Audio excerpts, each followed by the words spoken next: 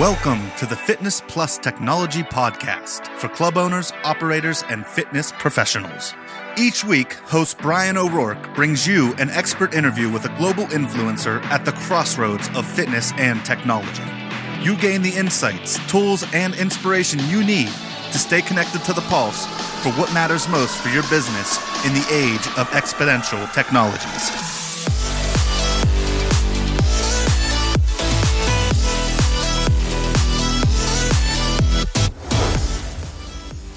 Hello, listeners, and welcome to the podcast. I'm your host, Bryan O'Rourke. Thanks for joining us. It's getting hot, middle of the summer here in the States. For our international listeners, those down under in particular, I hope you're enjoying the cooler weather.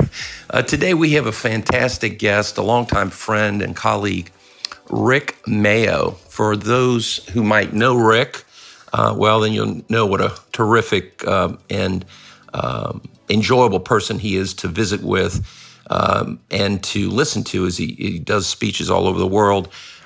He has grown with his team the Alloy personal training royalty model, license model across the world. He's a leader that has been recognized recently, I think this year, by the Association of Fitness Studios, where they gave him, their big annual award, which was fantastic. He works with the NFBA, Perform Better, a lot of different organizations. And we're going to talk about tech in his business model, what he's done, as well as explore his new franchise launch. They're going to launch a Alloy Personal Training Center franchise concept. So without further ado, let's bring Rick on the podcast. Listeners, again, I was mentioning in the intro, I had the pleasure today to visit, who's now on our phone line, Rick Mayo. Rick, as I told you, a big speaker, well-known around the world. He's done a lot of work with a solution called Alloy, and he's going to talk to us a little bit about technology. Rick, how long have you and I known each other now? Oh, it's got to be, 12 years, 10 years, 12 years? I don't know. Gosh, I can't believe you're still talking to me. It's amazing. You don't often think the same thing, Bryan. Rick, for those that know Rick's got a wicked sense of humor, a very unique, wicked sense of humor. What was it? Chuck, what was the joke we were talking about? Chuck, the famous... I think you introduced me on a plane as Chuck Norris at one point. Chuck Norris. Yes, that's another inside joke. Rick, you have, under Alloy's brand, why don't you explain to listeners a little bit about your background and how you got in the business? And if they don't know Alloy, we can talk about that. Tell us about that. Yeah, sure. So honestly, it was just I was paying my way through college as a personal trainer, sort of hopping around and training clients at different locations. This when I was a junior in college. And thought, it'd be really neat if I didn't have to drive all over town to train these folks, and if I could sort of bring them into one location and create an experience around personal training. And of course, in '92, there's really no World Wide Web, as they say. So I can lay claim to at least being the first in Atlanta to open a personal training only facility. We opened in '92. We grew pretty well till about '98. We were doing about $1 million a year, which, those of you guys that track numbers, I'll know a lot of you do. That's a lot of revenue out of a small space. Had a bit of a hiccup in '99, and then that forced us to take a step back and build some pricing layers and systems around our training and our business functions. And then that led to a lot of consulting because we landed on a pretty neat, unique model. And then that eventually led to a licensing model, which is sort of a franchise light. And we've had the privilege to power lots of big brands in the industry and lots of independents as well. Probably licensed over 2,000 clubs since we started this worldwide. So it's been a lot of fun to see something that essentially started as a mom and pop gym. Literal mom and pop gym. Turn into something that we've been able to help gym owners and their end users worldwide. It's been a fun ride. Yeah, a lot of our colleagues that we know in the industry use your services, and they're delighted with it. And of course, you got an award this year with AFS recognition, and you've been able to speak all over the world, ride your motorcycle all over the world. Were you in New Zealand earlier this year, right? Yeah, I was. I was over there to launch what we do for Anytime Fitness for their New Zealand market. And then if you're going to go that far away, you might as well have some fun. So spent 3 weeks or so riding my motorcycle around South Island, New Zealand, and it was a bucket list trip, and it was a great excuse to be over there. So I enjoyed the work and enjoyed the motorcycle trip even more. Yeah, I like following those pictures of you posting all that. So with respect to this, so being that you've been in the business for a long time, you've seen personal training kind of go through changes, right? I mean, it's almost 30 years, right? God, you look too young to have it been that long. Were you 10 when you started your business? Feels like it. But you've seen, so technology, of course, we talk a lot about technology on this podcast. And I know you and I talked in the past about tech, and you have done some things with tech, with the Alloy license model and in your model. Tell us about that. Like what have you learned on implementing technology into your business, and what are your thoughts on it? Yeah, it's a great question. I think this day and age, you can't ignore it. It is the big disruptor for everyone. So, you can say what you want about it. And I think if you talk negatively about it, it's just because you're scared of it right now. I've certainly been in that situation, but you can't ignore it these days. Everybody gets that at this point. So for us, in a coaching model, engagement and human interaction is the most important thing. And those don't really sound like things that would be tech driven. But when you really start to look at technology, and if you look at it through the right lens, the right type of technology can actually drive better customer experience and better human engagement. And quite honestly, and Bryan, you probably agree with me, if you're not using it for that, you probably shouldn't be using it, right? I mean, that's the differentiator, right? If you try to lean too hard towards tech and AI and there's no human interaction around it, it kind of falls short. And we've seen that happen with maybe some online platforms or even some wearables in some instances, right?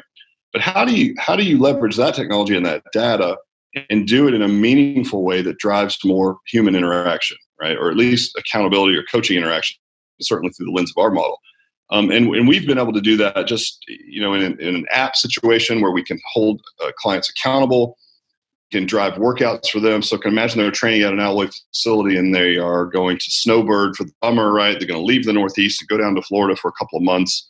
Your customers are, and you say, listen, I'm still your coach. I still want to hold you accountable. So I'm going to drive these workouts to you and you're going to record them in this app and I'm going to hold you accountable to those. Well, the difference between that and just downloading a free workout app is that there's a human being behind that who's waiting to see whether or not you execute these workouts.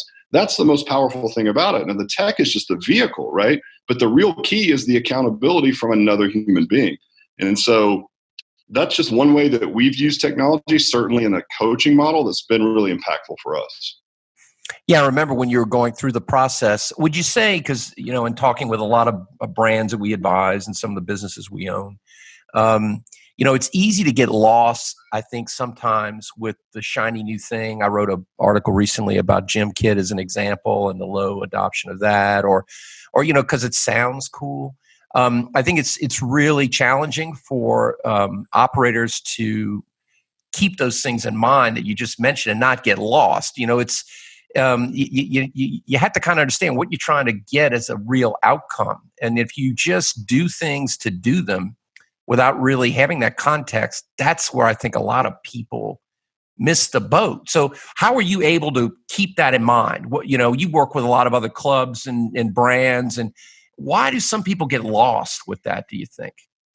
Well, I think, a lot of people look at technology through the lens of like leveraging time and effort, right? Like if I can implement these sort of automated text messages or follow-up systems or, whatever that may be, that these things will then take the place of this human interaction. And that's not the case. So if you're looking at it to sort of bring your workload down, in a literal sense, or to take the place of human interaction, you're probably looking at it in the wrong way, right? That's not going to result in what you want, because it's not hard for another human being to decipher a real connected message, driven in the right way from one that's not. And maybe we'll get there eventually technologically, but I think a lot of, at least the folks that we interact with, it's like, will this make my life easier?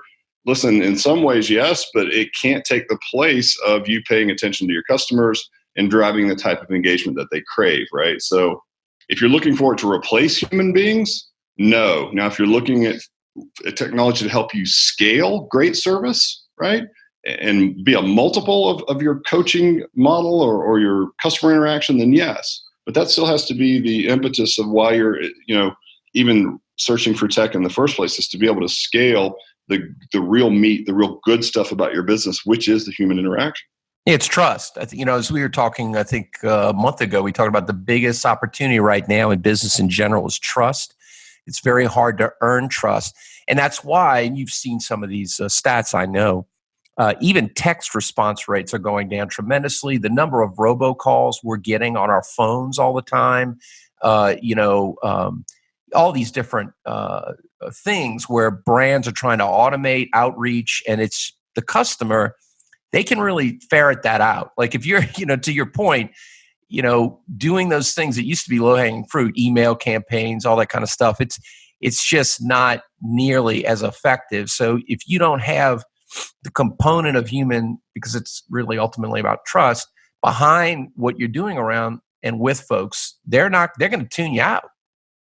Yeah, 100%. I mean, even if you look at maybe one step higher, which is someone who may be marketing technology to a business owner like me, who am I drawn to? People that seem to speak the truth and they're a little bit raw. And it's like their message is heartfelt.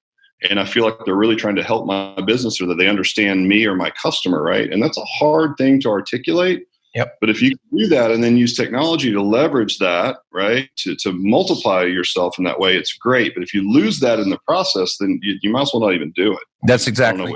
Yeah, you're exactly right. And, one thing that impressed me about your business, and, as a guy that maybe people wouldn't think you're very tech savvy, and I think this further makes your point, is when we spoken about your business metrics, what your cost per lead is, and what your conversion is. And, it's even when you use tech a lot of times, especially in the marketing environment, people are doing things and they don't really even understand the basic business metrics behind those decisions. It's fascinating to me because that's very impressive, because I can't tell you the number of brands and even our own companies where you're trying to get to that bottom line. And there's so few that really understand those metrics when you're using tech to do things like getting people to come and try your business out. Well, Ryan, and if you don't know your metrics and you're going to start plugging in these tech widgets, those aren't free, by the way, right? So right. Paying for those, and those work against, by the way, your marketing budget. So that also goes into tracking your numbers. So if you implement a auto voicemail system or a follow-up text automation or something, and it takes human capital time to put it all together and connect all the dots, because all these widgets are trying to speak to each other these days, right? And you put it all together and you don't know your customer acquisition cost, or you don't know what your true engagement percentage is, how will you even know if it worked? And now you've added an expense, and more so than an expense, especially in this day and age, you've added complexity to your business, which costs you, that costs you a lot in efficiency, manpower, again, human capital. There's so many things that go into what seem like some simple little cool plugins that are going to make your life easier. You might be spending more money and getting less engagement than you were before. But if you don't have the difference, right? That's right. It's so true. And then the other thing we find very interesting in our own companies and working with other brands as well, to that point, is the old measure with a micrometer, mark with a paintbrush, and cut with an axe too. You can really get lost in data that without any context whatsoever. To your point, we reached another 3 people, 10 people. What does that mean to our business? Well, it's you don't really know. You have to look and learn over time to know.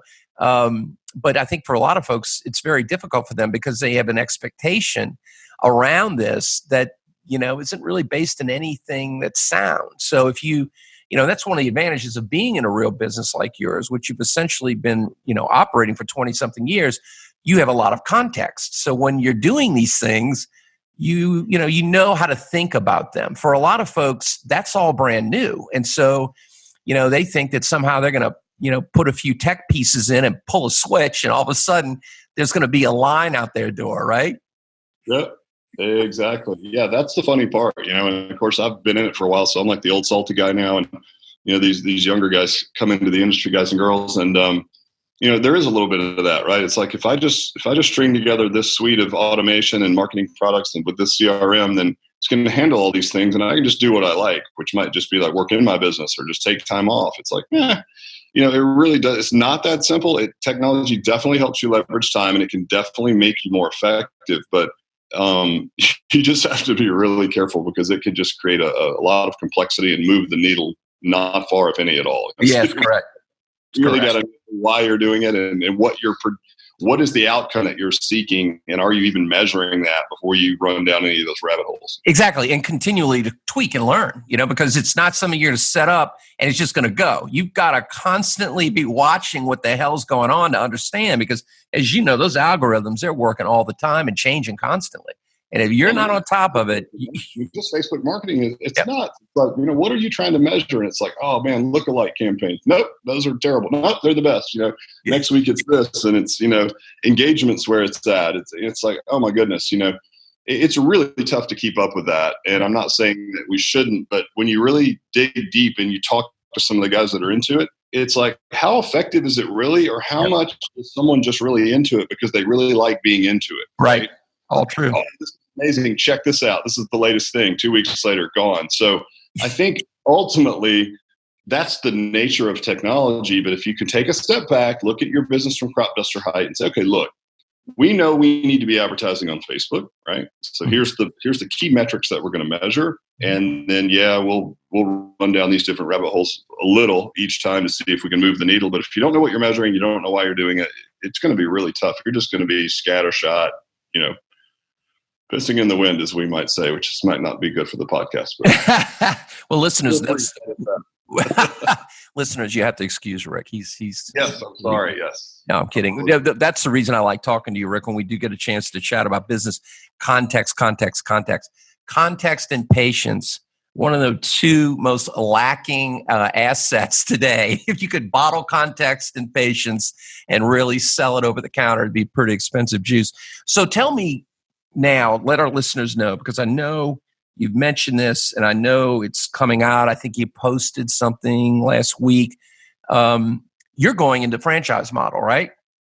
I am. Yeah, I think, when we look at our trajectory as a licensed company, we've been able to help a lot of different brands. Some of them are in a franchise structure. And we're really proud of that. And I think what we've seen is that our core customer needs a different vehicle, right, to be successful. And we feel like we're going to give them the best chance to be successful if we can put what we do well into a franchise model, because then we can help with a lot of the things that we're talking about today. Like, hey, what is the most effective, simple yet effective suite of technology products that I can put together to help someone, grow their business and sustain their business? In addition to the fact that now we can leverage the brand itself and a lot of the things that we've done to build brand equity and trust, we can now use and run that flag on the front door. So, yeah, it was not an easy decision, but it's the right decision, and we're super happy and excited to move in this direction. How long did you contemplate that? I mean, had you been thinking about it for a long time, or? Yeah, probably 3 to 4 years. We've been running the license, and that's essentially a franchise light. And it's not like franchising is easier. I'm certainly not delusional, but in a lot of the challenges around franchise or licensing were our lack of ability to kind of say, hey, this is probably where you should go with your business, and actually be able to help folks implement it, right? And in franchise to do that. So well, that's awesome. We're going to be watching you closely as you do that. What advice, Rick, as we wrap up our chat, and thanks again for making time today, what advice would you give to fitness business entrepreneurs or people out there today when it comes to, you're a salty old dog, I am too, but to what to think about today that's important? What are some pearls of wisdom you might want to put forth for the listeners? Yeah, I would say, you mentioned it earlier, in this day and age, it's really about trust. There is a lot of fitness brands on the market. There really are. And this is through the consumer's lens. There's a lot of choices out there. I mean, I have 50 studios in my competitive radius. That's a 12-minute drive from my place, 50. So how do I stand out? How am I going to be relevant? And really, it's just about being trustworthy and authentic.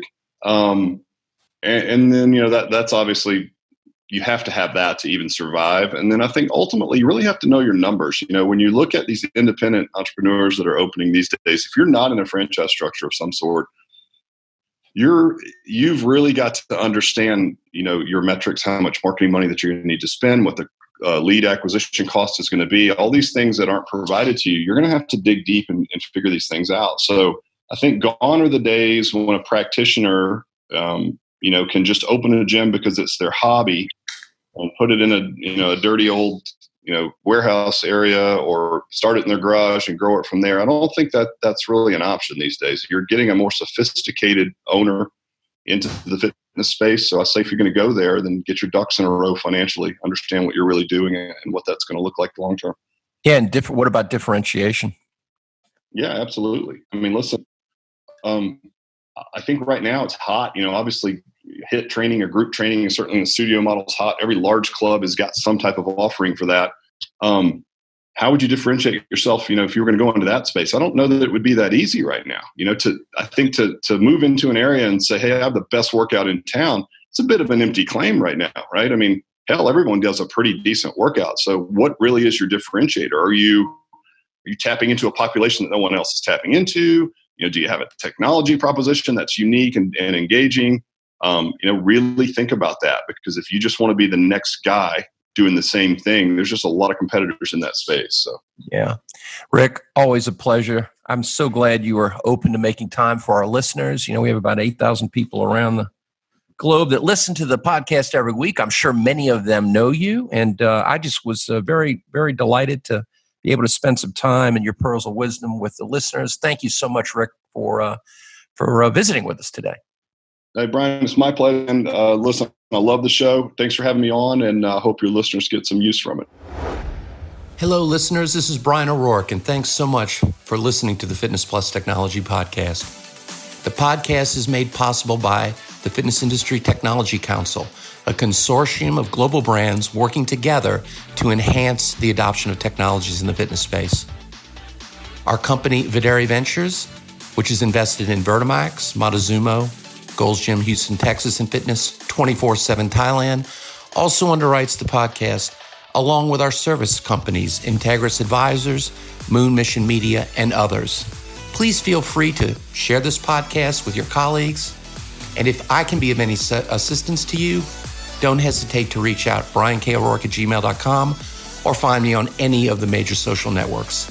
Have a great day, and thanks for listening.